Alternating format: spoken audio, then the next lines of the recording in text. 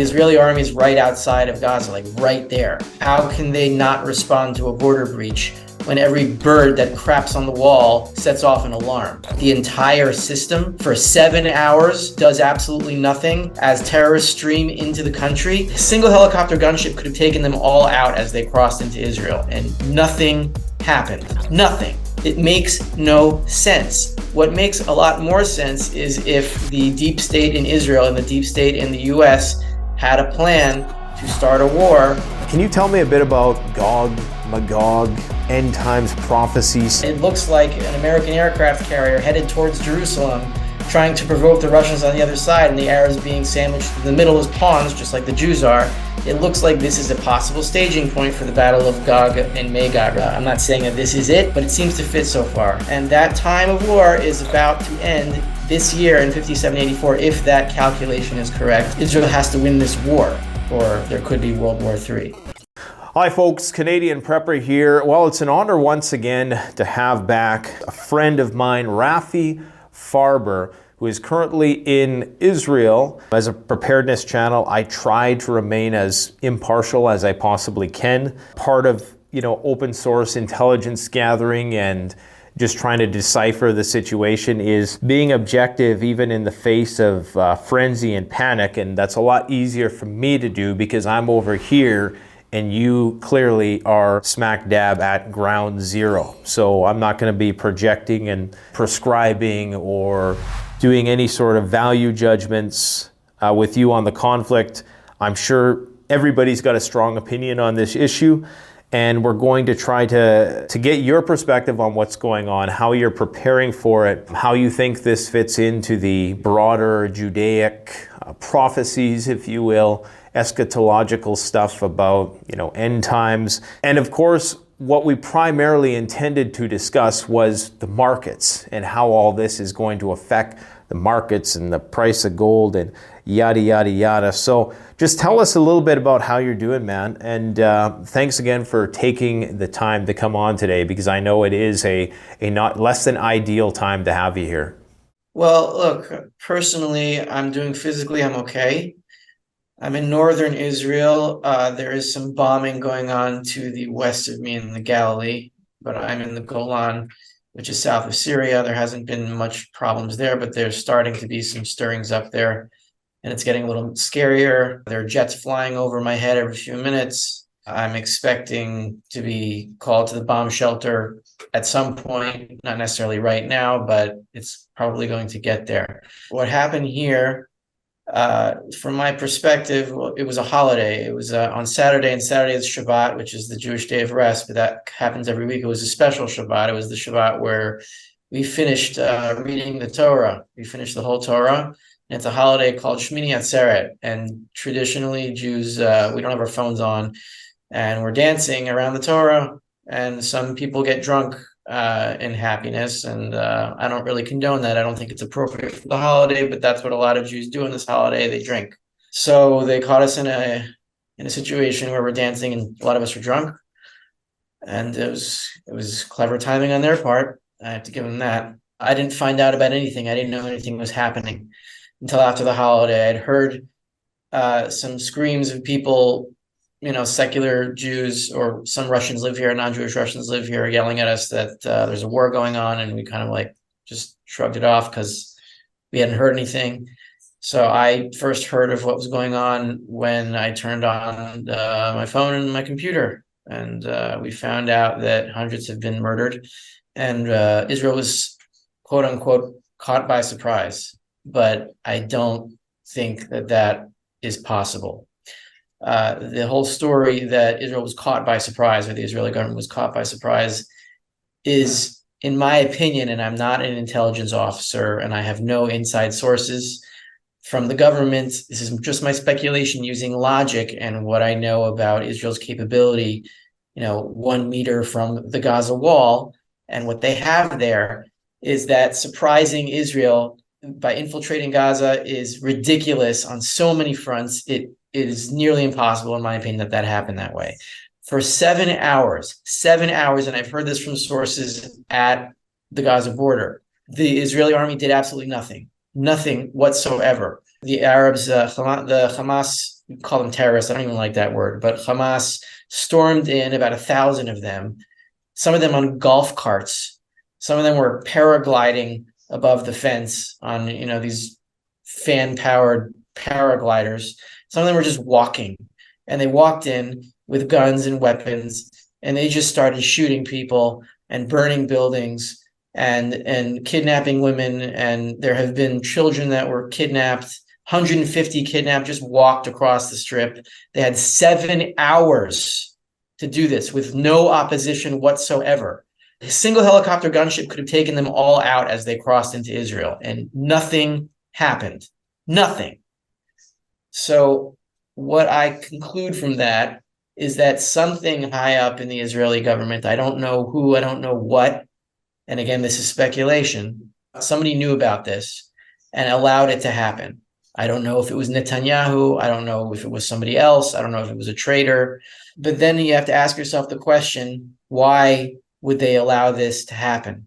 Why would Israel allow 1,000 Jews to be murdered and 150 Jews to be kidnapped when the purpose of the state of Israel is to protect Jews? That is the purpose of its existence. So why would they allow this to happen? Well, some speculation, and this was my father's speculation, I think it's incorrect, is that is an Israeli pretext to destroy the Gaza Strip and retake it and resettle it with Jews. If that were the case, they would have done that already. Gaza can be destroyed in 10 minutes. We have enough firepower to destroy the whole thing. So then what is the purpose of it?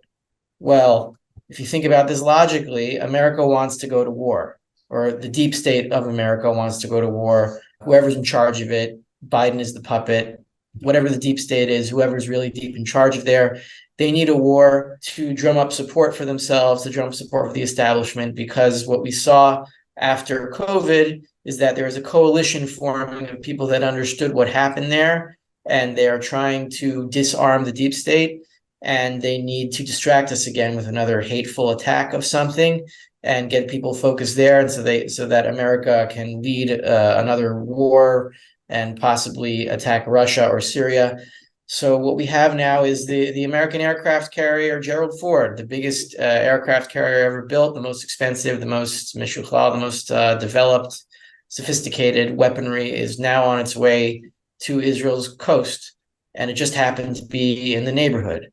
And what better way than to use Israel as a staging point to invade Lebanon or Syria and provoke Russia that way, get involved, start some kind of war to strengthen the deep state in the US. So what I'm saying is this: if Israel is going to call on its soldiers, on my friends that I know, on Jews to invade the Gaza Strip on foot and sacrifice themselves, what needs to happen is that Israeli soldiers need to refuse orders en masse to invade the Gaza Strip. And this is my thinking. They must not allow this to happen. This war, in my thinking, has to be won. There is a wound. There is a wound that is festering in the Gaza Strip, full of blood.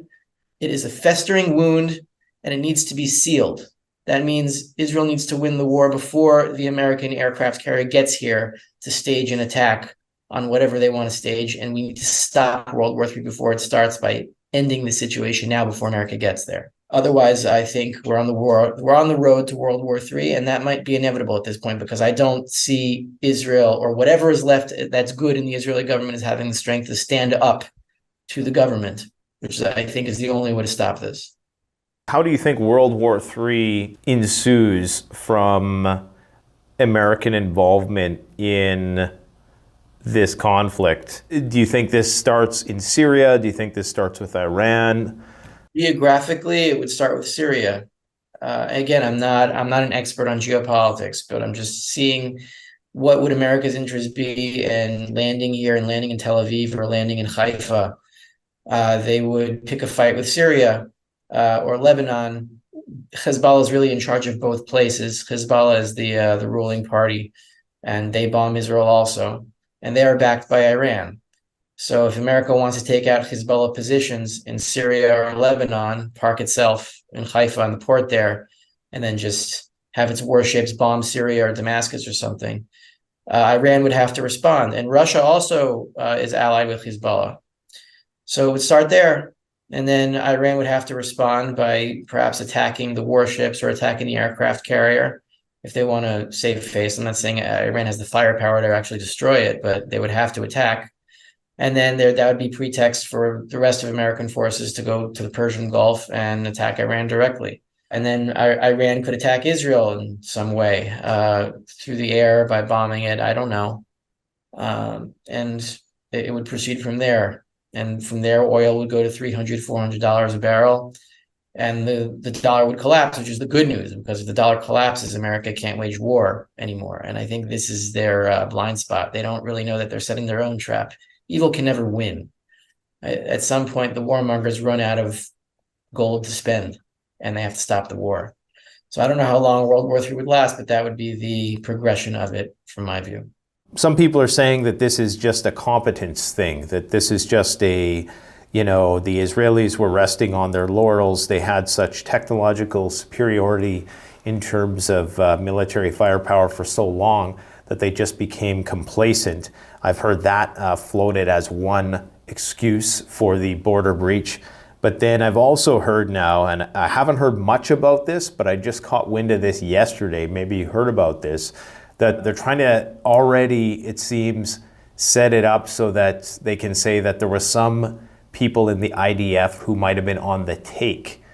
So have you heard that one? Who would have looked the other way or been compromised by Hamas? Have you heard that one? Compromised by Hamas, I seriously doubt that.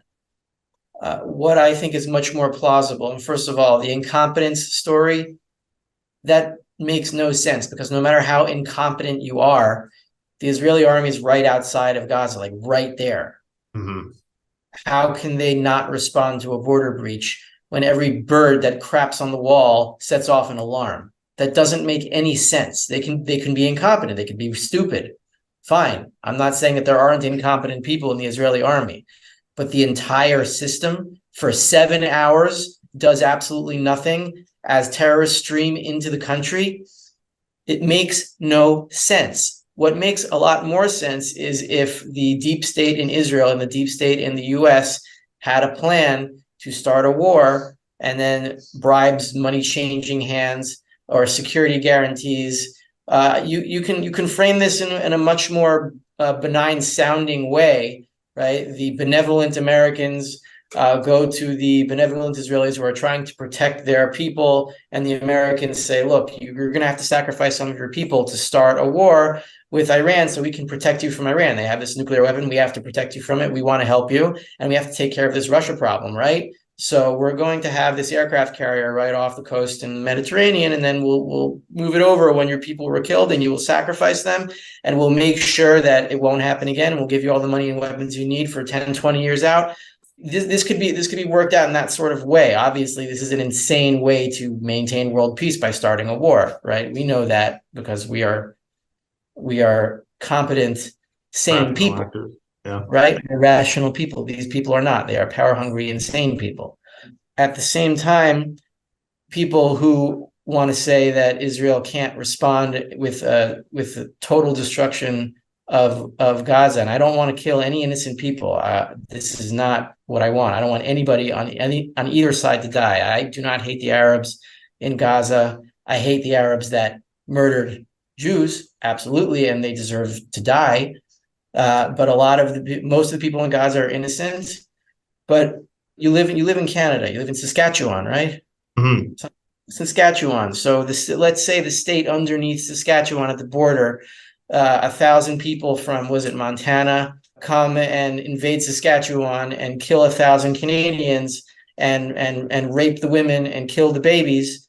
What are you going to call on what happens to Montana if this happened theoretically? People would be calling for the destruction of Montana. That's the mentality that we are in. And even though I'm not interested in killing innocent people, Israel has to win this war before the aircraft carrier lands, or there could be World War III. Back in World War II, to win World War II, there were a lot of atrocities that were committed, atrocities that I do not want Israel to commit. There was the bombing of Dresden that killed 144,000 innocent Germans. There's going to have to be some kind of a victory that minimizes collateral damage. And maybe moves the Arabs into Egypt or something. But this situation has to be taken care of very quickly if you want to prevent World War III. That's what I'm saying. And it's a hard pill to swallow, but it has to be done, or we're going to have a bigger war. It's one or the other. It's very unlikely that the situation will be resolved before the aircraft carrier arrives, because I think it's pretty much almost already there. And they're already talking about sending another one, which is weird. Now, what I noticed when this broke out, at breakneck speed, the media completely forgot about Ukraine overnight. Like that is the first thing I noticed. Like within the first hour, I'm like, oh shit, this is it. Suddenly attention is taken away from the Russia-Ukraine war. And just the quickness with which all attention was now focused on this particular issue. I don't want to stoke the conspiracy theories or anything, but it's just incredible when I see these things happen, and I think about COVID, and I think about how easy it was to divide people along those issues. I mean, I lost a lot of friends throughout that pandemic because of differences in opinion. And the differences in opinion on this particular issue are so extreme because now it cuts across religious lines. I mean, if you want to get people fighting with one another, you pit religion against religion. I have to be in 100% agreement that I think this is a part of a broader plan. I was talking on my channel the other day about how the US was already kind of pre-positioning itself in the Persian Gulf for the last few months with the deployment of Marines, the deployment of aircraft carriers. I know you're a person who studies theology, specifically the Judaic faith. You study the Torah. Can you maybe tell me, because I have a lot of viewers who are interested in Christian eschatology, and I'm presuming that relates a lot to what the Torah talks about. I'm a person who knows nothing about this. I find Revelations to be a fascinating read in the Bible, even though I'm not religious, I'm agnostic. There's something about this that really starts to make you wonder if you're living in the Matrix. Can you tell me a bit about Gog, Magog, end times prophecy, Syria, the building of the temple? Can we talk about all this stuff and just try to make sense of it? And, we're just putting this out there as a theory. I'm not saying this is the case, but I want to hear what you, a person who studied this your entire life, thinks about how these events tie into that. Well, to be fair, I haven't studied Gog and Magog my entire life. I know very little about that specific thing, but I can do research very quickly because I can read the original sources and I know what the rabbis say about it. I can read Hebrew, I can read Aramaic, and I can read the medieval sources on their commentaries on the Roman era rabbis, rabbinical caste. So in my research in the last few days, I've found two things, basically. One is a newer commentary from one of my rabbis of previous years, and you're talking about dividing, right? Dividing in COVID. And I've lost a lot of friends, like you've lost a lot of your friends, and I've lost a lot of my rabbis too, because they came out for medical force and they came out for division based on green passes and this and that. So I've had to sever my relationships with a lot of my former spiritual leaders, but doesn't mean their former teachings are necessarily incorrect, but it's heartbreaking to have to break a relationship with a rabbi who you once had respect for. And I've had to do that a lot because my own mind supersedes theirs. I perceive the entire world through my own mind, not through theirs. So I have to trust myself before I trust anybody else. If I can't trust myself, I can't trust what I perceive. So anyway, his lesson, that's a little bit of a tangent, but his lesson is that there are 28 epics in Ecclesiastes, the book of Ecclesiastes written by King Solomon. And you might be familiar with the song by the Byrds, turn, turn, turn, right? A time to live, a time to die, a time to love, a time to hate. Well, Jewish tradition has it that human history, starting from Adam, and I define Adam Harishon, Adam, as the first man who recognizes that he was created, not necessarily the first Homo sapiens or the first ape, but the first person who suddenly it dawns on him, or a soul is thrown into his body, and he realizes that he is a created being. So from there, it's been right now, we've been counting from that point, not the creation of the planet, not the creation of the universe, but the creation of Adam. has been 5,784 years. This is the year 5,784. Now, if you take 6,000, which is supposed to be the end of all of human history, into some kind of paradise, and I don't know what that is, and you divide it into 28, you get each epoch of 214 years. And each epoch corresponds to a biblical epoch of 214 years that lines up with Solomon's epochs. First, a time to be born, a time to die. Just those first two, I'll just do two of them, and I'll do the two last ones. The first two, a time to be born is when Adam is born, right? A time to die is when Cain, who murdered Abel, when Cain is murdered by his great-great-grandfather Lamech. That's a time to die. It keeps going down through biblical history, and it goes into modern history. Et lehov, a time to love, is the time of the European Renaissance, when they come back to spirituality and culture is rebuilt after the collapse of the Roman Empire. A time to hate is a time of division among the Jewish people, and a time of the Enlightenment, where the religious and the secular sort of split apart, and you see these divisions, whether we're supposed to be based on reason or based on faith. Really, we're supposed to be based on both, in my view. There's aspects, you need both of these things to keep your mind stable. You need reason and you need faith, and they have to go together. It's difficult to do that. But anyway, after a time to hate is a time for war. And that began in the secular year, or the Christian year of 1811, which was the invasion of Russia by Napoleon with an army of 600,000 people, the largest army to that point. And a time for war started 214 years ago today. It started with Napoleon's invasion of Russia. It continued into the Civil War, into World War I, into World War II, into all of the 20th century wars that killed something like 200, 300 million people in the world. It was the time of war.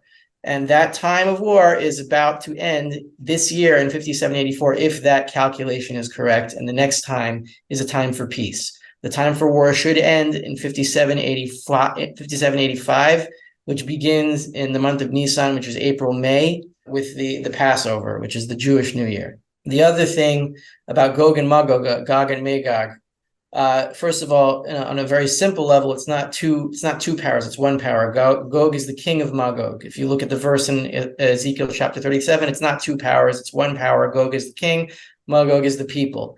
And it says in the verses that Gog will take Magog and will invade Israel. And the Mefarshim say, the rabbis say about this, that we don't know who Gog and Magog are, but we do know that the Yishmaelim, which are the Ishmaelites, the Arabs, who they claim to descend from him, and they're children of Abraham, they're sort of my cousins. They will be on one side of the battle, and the other side will be people that are descended from Japheth. How do you say it in English? You'd say Yephet in Hebrew, but one of the three sons of Noah. And they're not circumcised, and that would be in the other side of the world. That would be the Russians. It could be the Russians. I don't know. But once you have the Europeans, meaning the Edomites, they're called the Edomites, that are on one side fighting with the Yishmaelim, the Arabs, which are Semites, fighting on the other side, the Japhethites. You have basically a world war converging on Jerusalem, and I don't know for sure, but it looks like an American aircraft carrier headed towards Jerusalem, trying to provoke the Russians on the other side, and the Arabs being sandwiched in the middle as pawns, just like the Jews are. It looks like this is a possible staging point for the Battle of Gog and Magog, or the Battle of Gog with Magog. I really don't know. Look, I'm not saying that this is it, but it seems to fit so far, and hopefully prophecies can be interpreted in many different ways. Hopefully we can go to a point where it's not going to be the bad version of whatever's supposed to happen. It will be the less bad version. But I really don't know at this point. So, because you say that in the year 6000, that's when the cycle completes. Yeah. And so that would be 216 years from now. 216 years from now, but really 215 years, because it's 5,999 if you start at 0 instead of 1. But just to clarify, the end of this cycle, this is the end of the war cycle. Or a time and then the next cycle is a time for peace. After a time for peace is the end of human history. What happens then? I don't know, but I'm looking forward to a time for peace, personally. Yeah, and it's really like what is meant by peace? Is that like nuclear winter because we don't have any, technology after that? Or is that like maybe a one world government? I mean, there's so many ways that could be interpreted, right? Yeah, I don't know exactly how to interpret it, but I would picture someone losing control. If you picture an individual losing control over himself, getting angry at everything and lashing out at everyone and not accepting help. Let's say a drug addict who's hitting rock bottom, lashing out at any help. He's at a time for war with himself, and he suddenly hits rock bottom, and then he understands that I have to change or I'm going to die. So I think that's what's going to happen to the human race. We are totally out of control, all of us. Not every individual. You seem to get it. Like the sane people in the world I see as the immune system. We see that there's a virulent disease here, and we're trying to defend people against it by telling them to wake up and start attacking and keep their sanity. And most of the people don't listen, but we do gather allies here and there, and we do coalesce. And we have the disease trying to divide us. But at some point soon, humanity is going to hit rock bottom. And I don't know what that's going to look like, but we are going to spring back from there, because I believe that God is good and he wants the best for us, and he wants us to develop as mankind. And we all have different jobs as different nations to do. I believe the job of the Jewish people is to be the world's moral compass. That doesn't mean that we are inherently more moral than anyone else. It means that that is our job, that we are going to lead the world either into hell or to heaven. Just as the people followed our bad example of medical force in COVID, they will follow either our good example or our bad example into whatever we lead them into. That's why Jews are paid attention to so much, because people expect a lot from us, and it puts us in a very precarious position that it makes me very nervous. So if we do the wrong thing here, bad things are going to happen to the world. And then even if we do the wrong thing and bad things happen to the world, we will wake up. I promise you that. We will fulfill our mission as God gave it to us, or as I believe God gave it to us, to be the world's moral compass and to lead them in the right direction. And then everything will be better. And that's all I can hope for. So the thing that's fascinating to me is that you have this potential doomsday apocalypse scenario unfolding in the very place that was like the birthplace of civilization in many respects. And it's funny how we come full circle like that, and how everything has a cycle. My question is, why Syria? Like, what is the significance of Syria in all this? Do you know anything about this third temple business? I don't know anything about this. So I'm asking you, somebody who might be knowledgeable of these things, because I have no idea when it comes to Christian eschatology or Judaic eschatology. So maybe you can elucidate on Syria and the third temple. I don't know if I can elucidate that much on Syria. I don't think there's any specific relevance to it as a country or a territory. It is a historical enemy of the Jewish people, the people there. They used to be called Assyrians, and they are the ones who destroyed the northern kingdom, the 10 tribes. You hear about the lost 10 tribes of Israel, and unfortunately they are lost. King Hezekiah was able to gather some of the smattering of people that were left over after Assyria conquered the northern kingdom in about the year 727 before the Common Era. At that point, we were able to get some of the tribes back. Other than that, Syria doesn't really have that much significance to it as a country in terms of biblically. In terms of the third temple, I can tell you a lot more about that. The Jewish eschatology is that we've lost the first temple because of the sins of murder and sexual immorality and idolatry. We were guilty of that, and God punished us. He kept the remnant alive and brought us back 70 years later to rebuild the second temple, which was rebuilt in the year 516 before the Common Era, and then destroyed by the Romans in the year 70. And that's when Christianity was born. After that, we've been in exile for nearly 2,000 years. We just got back in 1948. Somehow we survived the exile. And the end of days positive vision of the world was that we would come back to Israel and rebuild the third temple. So that's what we are going to do at some point in Jewish eschatology. And more Jews are going to the Temple Mount. The third temple is built in Jerusalem. That's the only place we are allowed to have a temple and give sacrifices to God, animal sacrifices. So I expect that to happen in the end of days, in my version of the end of days, and everyone can have their own version. Well, I guess we'll see which one is true. We've seen more and more Jews head up to the Temple Mount, and I was one of them. I went on Thursday with my kids. I just went there to walk around and say a short prayer. not to provoke anyone, not to scream anything, not to pick any fights. We're very peaceful. It was all very peaceful up there. We all just want to pray. And I have no problems with Muslims praying up there as well. It's all the same God, and it's fine with me. So I was there on Thursday, which happened to be 2 days before a huge massacre. So I'm glad I got that opportunity. More and more Jews have been going up there, and more Jews have been preparing the kalim, the vessels for the third temple. And we have detailed architectural descriptions of the temple. We know exactly where it was. We know the dimensions of the building. We know what went on there. We have written accounts of it in many different places, and we know what to do to rebuild it. We just need permission from the Israeli government.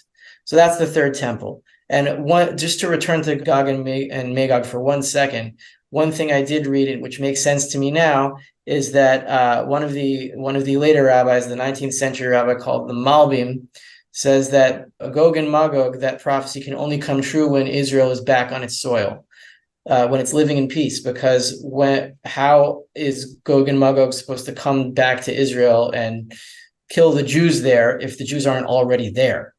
Well, we're there now. We've been there since 1948, and it looks like something big is going to happen. Exactly what, I don't know, but I just hope the fewest amount of people will lose their lives as possible, and we do whatever we can to stop World War III from happening as much as we can, either on an individual level or a family level or on a national level.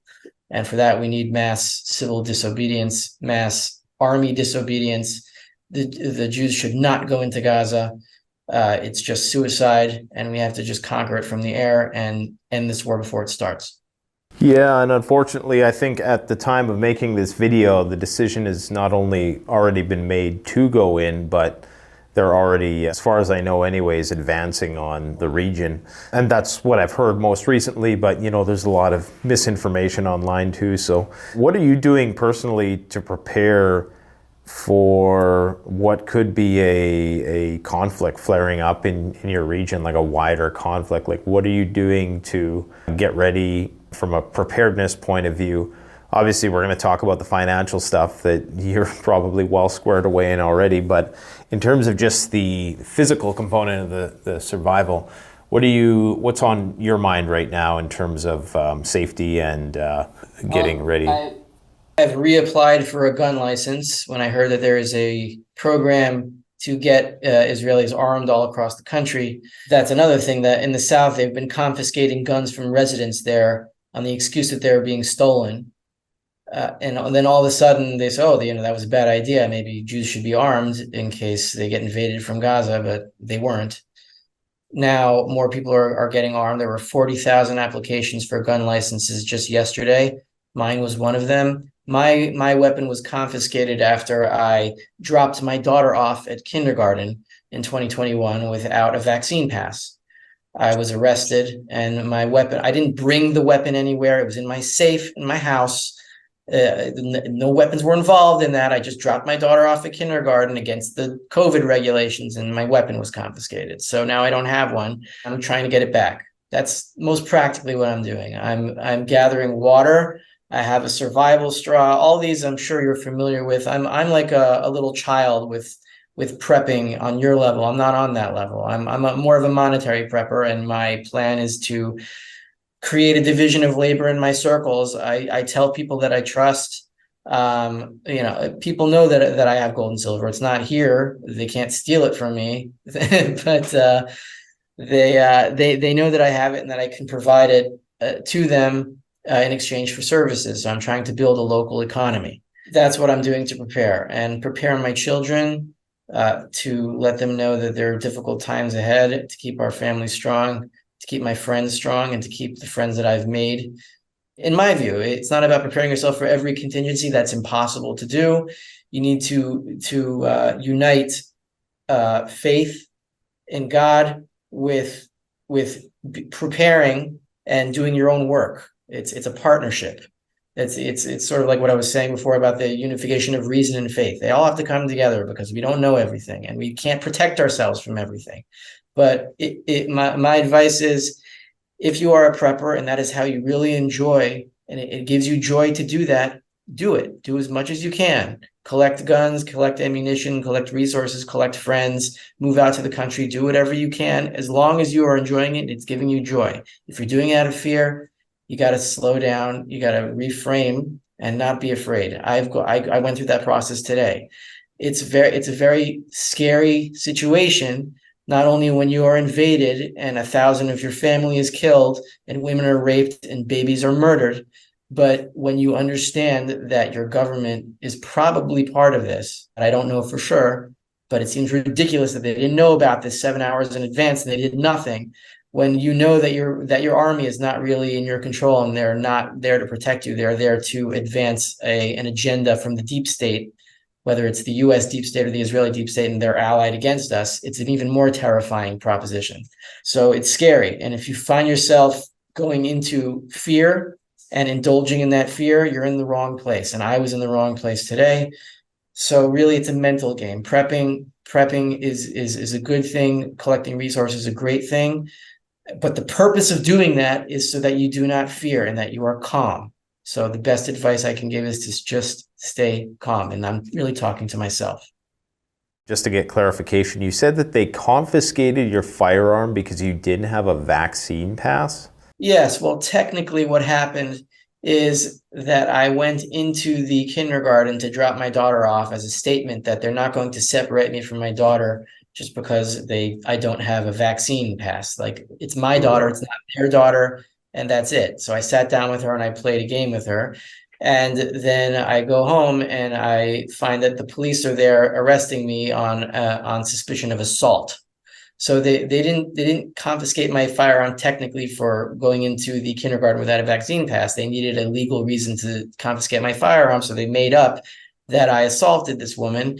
Thank God I had the foresight. God gave me the foresight to record the entire event with my smartphone in my front shirt pocket. So I said, well, I assaulted the woman. Well, here's the video. Where is it? And it was a complete lie. I didn't touch her. I'm involved in a $500,000 lawsuit against her now and the city, and it keeps getting pushed off because there's no justice system here. I don't expect justice, but I got to do what I have to do. I have to sue somebody, and so that's what happened. My firearm was confiscated because of a suspicion that I am a felon under assault, and those charges were dropped. But in the meantime, my gun was already confiscated. Yeah, it's just kind of crazy too when you think about how depriving individual citizens of their individual rights and that slippery slope is what in some ways contributed to this situation. Because just like if something were to happen here in Canada, there'd be a lot of people who wouldn't be able to defend themselves. I'm not saying that that's probable, but at least not right now. It's, one of those things that the state needs to reconcile, that this is where it almost starts to look like what you're saying about how this was possibly allowed to happen or pre-planned. That, yeah, you would want people who are complacent, defenseless, naive, and completely at the whim of the government security apparatus, that for something like to facilitate and make it possible that something like this could happen in the first place. If you don't mind me asking, and this you don't have to answer if you don't want, but just personal interest, what kind of firearm did you have? I had a Glock 9. So a handgun. Yeah. So no rifle or? No, I'm not. I don't like guns. They make me nervous, and I'm not into the whole firearm culture. It's great if you are, and it maybe you could call it a failing of me that I'm not. I did practice with an M16 when I was in the Israeli army. I did basic training for 1 month, so I do have a basic familiarity with an M16 and how to shoot it. I know how to shoot a Glock 9. I'm not interested in more than one or two guns, one for me, one for my wife. It's not my culture, and it makes me nervous. And everyone needs to do what makes them calm, and do what you have to do, even if it doesn't make you calm. It makes sense to have a firearm, but having sophisticated weaponry, it's just not in my soul to do that. And I can't go too far down that road. Fair enough. And just for the record, I personally don't fetishize the firearms culture either. We view it here as a tool, and that's basically all it is. There's some people who really put a lot of meaning into that component of preparedness, but it is just one other personal responsibility we're all going to be burdened with if the shit hits the fan, right, is self-defense. There is something to be said about proper training, and unfortunately that only comes with more time invested and that sort of thing. We're going to be doing videos on that in the future. What about water? Do you have a pretty good supply of water? Or? Yeah, thank God I do have extra water, and I have a survival straw, several survival straws if I need to, suck juice out of a puddle or something. But I'm surrounded by little rivers, and I know where they are. They're right behind my house. There's plenty of rivers around me, and the Sea of Galilee is right there. So in an emergency, I would have enough water to function. It wouldn't be a problem. It would be an inconvenience if if it's not in my house and I have to go get it, and it might be a little bit dangerous, but I won't thirst to death. Just your ability to stay calm and your advice about not doing things out of fear resonates with me a lot, because I see a lot of people coming into this space and they're very fearful and they're afraid. And what happens is they burn out really quickly in their interest of this, and they almost go back to complacency as quickly as they came into prepping. So I always encourage people, don't prep out of fear, prep out of, like you said, either a personal interest, be forward thinking with it as opposed to reactionary with it. So I think that was great advice. Is there any other things that you're doing right now to try to keep a level head in the face of what must be a very frenzied population of people who are calling for some pretty drastic responses? Well, I'm one of those people calling for drastic responses because something drastic was done to us. People were massacred. This has to be answered.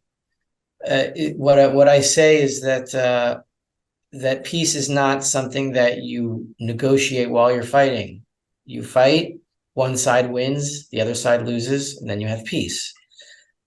Now, exactly how that happens, it's different, but the war has to be fought and won before you can have any peace. You can postpone the fighting to another round, right? It's like a boxing match. You do one round, you're like, okay, everyone to your corners, and then you go back and you fight again. And this can go on for decades. It can go on and on and on, and it can go on forever until somebody wins, until there's a knockout. So yeah, I'm calling for a drastic response, and I'm one of them. I believe that the drastic response that I am advocating will save the most lives in the long run, because this is like the fifth round already. This has to end. So what other things am I doing to prepare? I'm making sure that the people that I have in my book with the different skills, the farmers, the cattle farmers, the vegetable farmers, the carpenters, all of the people that I know, the AI people and the tech people, they're not going to be that useful, I don't think, in what's coming. But the people that can work with their hands, making sure that I have them at my house for Shabbat every now and then, that I maintain friendships with them. It's about community and keeping my kids busy learning history, keeping their minds occupied, because basically we're in a lockdown again. The schools are shut down. Kids are not going to school. That means that adults can't go to work. A lot of them are called up. My cousin was supposed to get married on Thursday, and she can't because there's no staff. So she's running back to America. And my sister was supposed to come up and fly, but she can't because the flights were canceled. And my niece was supposed to have a bat mitzvah. She's turning 12, a little bit down south. And my kids are supposed to go to that, but now they can't because there's rockets going everywhere. So we're basically in lockdown again. We knew lockdown was coming back. I knew it wasn't going to be COVID again because people have lost their interest in that. So it's war. We've been hearing this for a long time. So I've been trying to prepare myself mentally to be ready for the next lockdown, and now it's here. I was prepared for the next lockdown. What I was not prepared for at all was the massacre of 1,000 people, and I wasn't prepared for that, and I couldn't handle it. But I'm gonna have to. So like evolution, the end game comes in stages. Before 2020, I wasn't prepared for lockdowns, and then the lockdowns helped me prepare for the lockdowns. And until 2023, I wasn't prepared for mass massacres right at my door. And now I have to be. So it goes in stages. We've got to get tougher, and we've got to love every minute of our lives, even the minutes that we hate.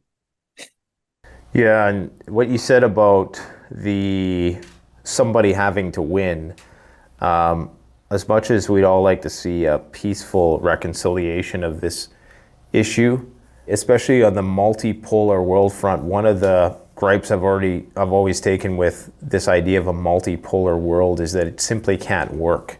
Like that a multipolar world is an inevitable Cold War. So you need to almost have some lesser of evils policing the planet, and that's not something that people want to hear. People think that we should be able to get along and everything should just be business as usual. Maybe there's competition is good for business type thing, but unfortunately, I think what we're seeing here in Israel is like a microcosm of this multipolar world unfolding, and it almost seems as though there were certain countries who were on the fence. Like you have Turkey, you have Syria, you have Israel, who kind of has some loose diplomatic ties with Russia, but is mostly aligned. But it seems like what this is doing now, it's like the final dividing line between East and West is being drawn on the map. It's unfortunate, but yeah, there has to be one last conflict. And I've talked to a lot of people about this issue, and many people do anticipate that the end goal of all of this is to have one. I hate using this because it's such a cliche, but one world government, new world order, whatever you want to call it. You had the League of Nations, the United Nations, and then, well, what's 3.0? Well, it's the world government, but it only comes after the multipolar world. But what you said about lockdown was also pretty interesting, because that assumes that this is part of a greater agenda, right? Like it's a continuation of the COVID thing, and to what end, nobody truly knows. To get back to a couple things that you said about friends going into the reserves, we've spoken about this previously, but you're not in the reserves, or you're not in. Are you at risk of being called up for duty, or what is that situation like? Theoretically, I could be if there's a real emergency. But no, I've been out of the reserves technically since 2016. I came to Israel when I was 23 years old, and they took me for basic training for 6 months, and then I served in a fridge. Like, I didn't have much training. I was already married at the time, and my wife was pregnant with our first child. So I had a shortened service, and I know the basics. I know how to handle an M16. I'm in good shape anyway, but that has nothing to do with the army. So I could be called up, and I will go and fight if I'm needed. But if they call me to go into Gaza, I will refuse orders. I'm not going to be suicided for a government that is trying to use me to control the world. I have my own conscience, and if I'm really needed, let's say to guard a city, or to guard a city of Jews, to help at the gate, whatever, I would do that, because that makes sense. I'm not invading any territory on foot, and I'm not doing, not because I'm scared to, and I am scared to, not because if it was useful, I would do that, but it's suicide, and I'm not interested in committing suicide for the state. What is your take on how the markets are reacting to this, aside from all the military industrial stocks booming yesterday? How do you see this affecting the gold market, the stock market, the global banking system? Can you maybe shed a little bit of light on that? So I don't think the markets react to news in that way. I don't think news moves markets, at least not in the short term. News can trigger markets to go into a direction that they were already going into, or they would have already gone into anyway. But they don't move markets by themselves. So the fact that markets haven't collapsed on the news of the massacre in Israel, which could very easily lead to World War III, and looks like it is. The fact that they're not collapsing it means there's still extra dollars that are being pushed into the system. And those extra dollars are in the reverse repo facility of the Federal Reserve. And this is the extra money that was printed in 2020 and 2021 that hasn't made it into the banking system yet. But that system, that reverse repo facility, the extra money that was printed, is still sitting there, and it's being moved into the system now because the Fed is no longer printing money and they're raising interest rates. So all this extra money is now it's backing into the banking system. So that level, I think, now is at $1.3 trillion, and it should zero out in the next 4 to 5 months at the rate that it is going if the Fed keeps interest rates where they are. Once it does zero out, that means that institutions, banking institutions, or their clients that need to raise dollars to pay off their high service debt, high interest rate debt, they won't be able to take it from that extra tank of dollars that exists now. They'll have to sell assets to raise dollars. And that's when you get a deflationary spiral. That's when you really have the price of stocks and bonds and everything falling very, very quickly. And that's when the Fed has to print and add extra dollars into the system or everything implodes. That's what happened in 2008. And it's going to happen once that reserve tank of dollars runs to zero in 4 to 5 months. That also jives with the war timetable and every other thing that's going on now. It's all focusing on that time. Going back to the eschatology, it focuses into the March-April time frame of when we'd head into 5785 on the Jewish calendar. The other thing I'm noticing is that on another metric, the yield spread between the 3-month and the 10-month yields is headed back up again to positive territory. And every single time since 1990 that this has happened, and the spread between 10-year and 3-month has hit 60 basis points, meaning 0.6%, which means that the yield on the 10-year will have to be 60 basis points higher than the yield on the 3-month. The 3-month yield is now 5.5. So interest rates would have to go to about 6.1 on the 10-year. Once they hit that, recession is almost immediate. And that's also around the same time, a March, April, maybe February, somewhere around there. So that's what I'm seeing. And that's what I think is going to happen. We've got a few months left. So you're saying in 4 to 5 months, there's going to be the start of a deflationary cycle because banks are going to have to liquidate their assets in order to cover the cost of their debts or to service their debts. That's exactly what I'm saying. Yes. So does that mean then that, real estate, gold, do those things then take a hit? Yes, everything takes a hit. Even gold takes a hit. But as we saw in 2020, gold took a hit, but it took the lowest, softest hit than any other asset. Deflation benefits gold holders just as inflation does, because gold is real money. And if you look at the price of gold versus the prices of other commodities, it hit an all-time record in March 2020 as the markets were crashing. And gold was crashing too, but on a much lower level percentage-wise. So in a deflationary environment, that's what we would see in the initial stages of the deflation. Everything would go down, including gold and silver, but gold and silver much less than everything else. And then the Fed will print like crazy, like the world is ending, because it will be. And then everything will inflate back up, but everything will inflate back up at a much slower rate than gold and silver, and they will head completely vertical, and the dollar will die. And the good thing about the dollar dying is that once it does, the inflationary machine is broken, and bad governments can no longer wage war in the same way. And that should end the war. So you think the Fed is going to start lowering interest rates in the next few months then after this reverse repo money is exhausted? I don't think they're going to start cutting rates. I think it's going to be an emergency, just like it was in 2008 and 2020. It was an emergency. They cut immediately back down to zero, or almost immediately back down to zero. This time they're going to do the same thing. They're going to cut immediately back down to zero. It might not even be a press conference. They're just going to do it overnight. And then overnight, the entire money markets are going to change, and there will be a panic buy into gold and silver and real assets, and people will dump the dollars in the streets. But don't you think there'll be another FOMO frenzy if they drop interest rates? Won't people take that as a buy signal and start pumping the stock market full of cash again? Or is there any cash to pump it full of, I guess, is a better question at this point, because everybody's broke. Yes, that will happen. If you look at Weimar Germany, or look at any hyperinflationary economy, in the final phases of money printing, yes, stocks go up. They go up 3, 4, 5, 6 times, but nothing compared to the price of bread, which goes up hundreds or thousands of times, much more.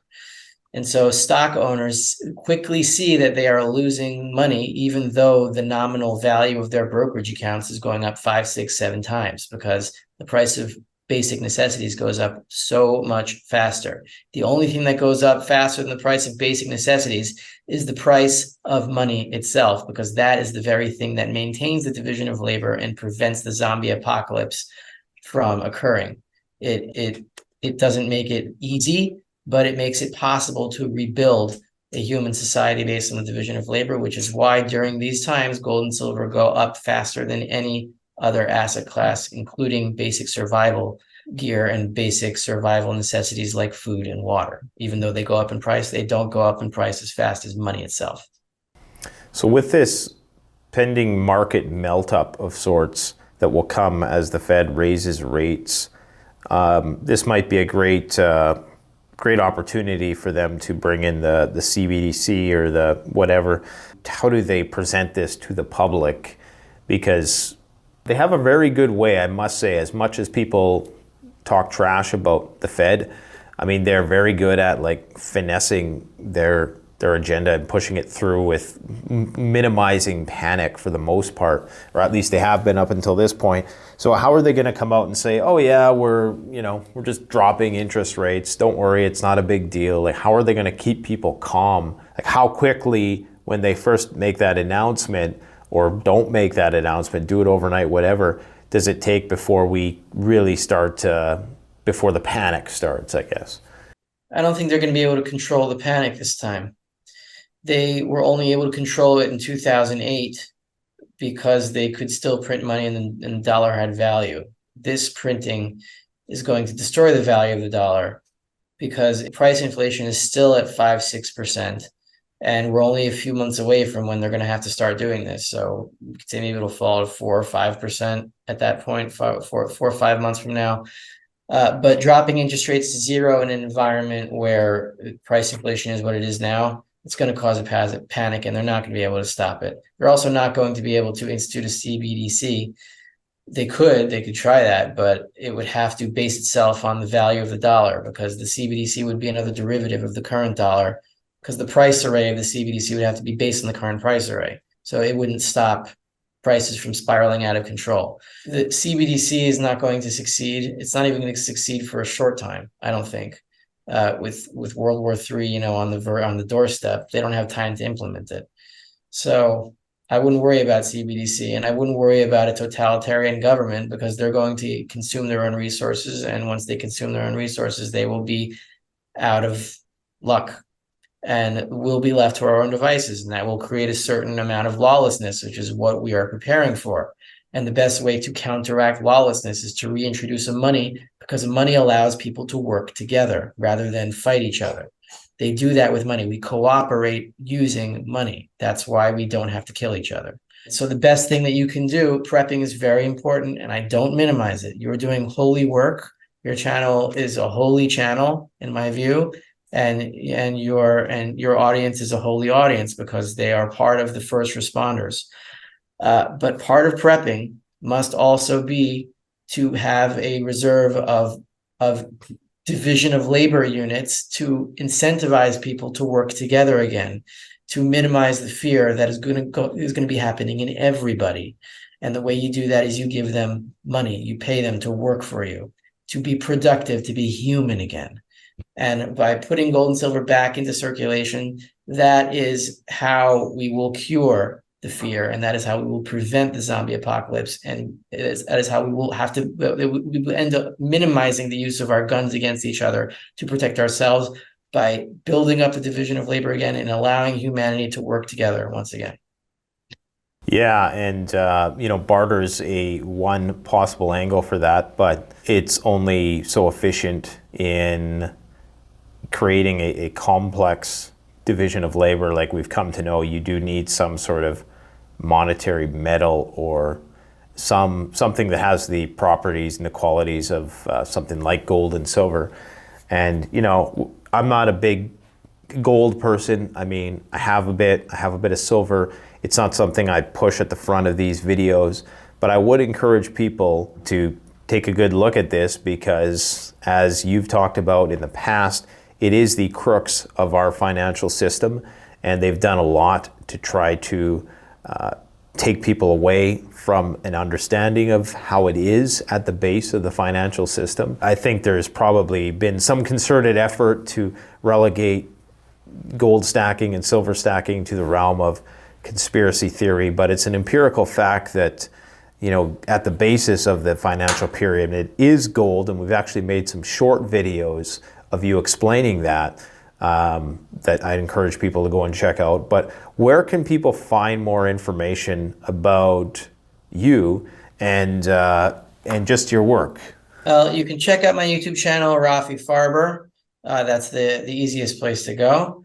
I do publish a daily market commentary at the End Game Investor. You can find that on Google. It's a service through Seeking Alpha. It's about something like $200 a year, something like that, and that's my main service. You can also sign up to be my patron on Patreon for as little as $3 a month, like a pittance. I'm not really in this to make money. I do need money, like everybody needs money, and I try to make a decent living for myself and my family. I'm not trying to get rich. So there, I publish a once weekly video on biblical aspects of these issues, which is comforting for people, whether you believe in the Bible or not, because you realize that these things have happened many times before throughout human history, and they are documented in the Bible. And I talk about that. And when people realize that this is not the first time this is happening, and they're not alone, and they're connected to a chain of history that goes back thousands of years, it's comforting. And that's what I try to provide. That's where you can find me. Yeah. YouTube, Endgame Investor, and my Patreon. I definitely would encourage people to check out your daily write-ups, your weekly write-ups that you do on Seeking Alpha, because as much as you talk about the religious component of this, it's very rare to find somebody who is so empirically well-versed in economics to have that level of knowledge, as well as your understanding of the theological stuff. It's just a very unique blend of skill sets that I think, especially people who are into economics, will be delighted to know that you do go into a lot of depth, like way more depth than you went into today in terms of crunching all the numbers and stuff. So I would encourage anybody who has a genuine interest in understanding the greater macroeconomic issues that you go and subscribe to the Seeking Alpha service, and check out the Endgame Investor, and also check out his YouTube channel as well. Thanks a lot for coming out, man. I really appreciate it. I know you are under a lot of stress right now. I know that there's a lot of uncertainties, but I think you're well positioned, and I know you're as strategically located as you can possibly be inside Israel. So I thanks for taking the time, and definitely keep us posted about this stuff. I think now is the time to have a voice like yours on the ground, explaining to people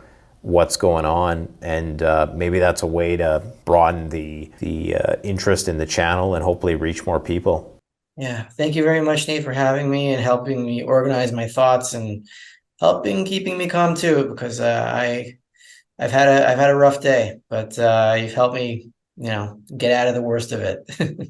Yeah, guys, go check out his YouTube channel and Seeking Alpha Endgame Investor. I'll post links in the description. Thanks. Take care. Bye. The best way to support this channel is to support yourself by gearing up at CanadianPreparedness.com, where you'll find high-quality survival gear at the best prices, no junk, and no gimmicks. Use discount code PREPPINGGEAR for 10% off. Don't forget, the strong survive, but the prepared thrive. Stay safe.